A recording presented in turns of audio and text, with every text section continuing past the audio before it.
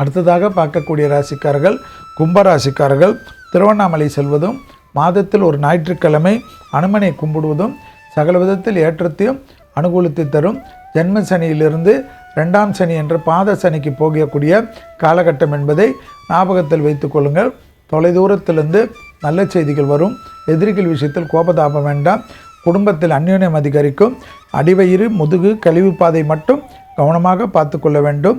உடற்பயிற்சியை மறக்காமல் செய்யக்கூடிய ராசிக்காரர்கள் கும்பராசிக்காரர்கள். இல்லையென்றால் ஷோல்டர் பெயின், அந்த பெயின், இந்த பெயின் என்று உங்களை படாத பாடு படுத்திவிடும் என்பதை ஞாபகத்தில் வைத்து கொள்ளுங்கள்.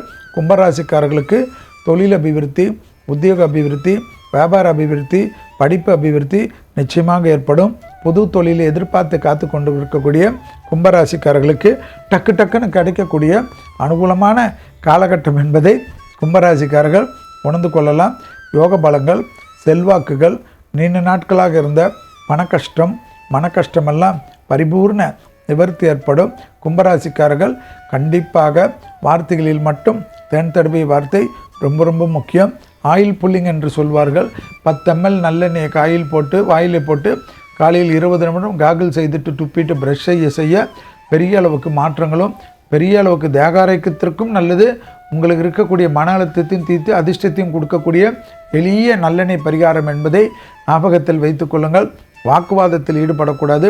குடும்பத்தில் துணை அல்லது துணைவியார் விஷயத்தில் அந்நியர் தலையீடு, உறவினர்கள் தலையீடு, நண்பர்கள் தலையீடு கூடவே கூடாது. பிறர் குடும்ப விஷயத்தில் உங்களுடைய தலையீடு கூடவே கூடாது. அதே சமயம் தொழில் மாற்றம், உத்தியோக மாற்றம், மன அழுத்தம் எல்லாம் டிசம்பர் மாதத்திலிருந்து முழுவதுமாக தீரும். ஆனால் ஜூன் மாதத்திலிருந்து தேகாரோக்கியத்தில் 6ஆம் இடத்தில் குரு வருவதனால் கண்டிப்பாக செரிமானங்களில் அந்த கழிவுகள் போகிறது. காலையில் ஒரு முறை, இரவு ஒரு முறை என்று 2 முறை அல்லது காலையிலே 2 முறையோ எப்படியோ வயிற்றில் கழிவுகள் தங்கக்கூடாது.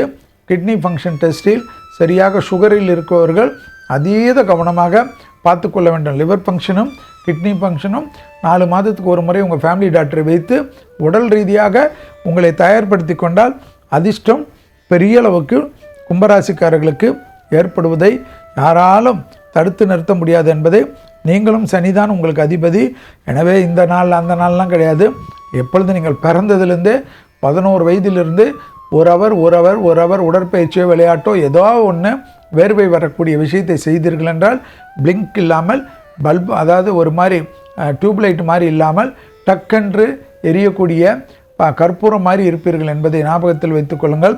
கூடா நட்பு கேடு விளையை மட்டும் ஞாபகத்தில் வைத்துக் கொள்ளுங்கள்.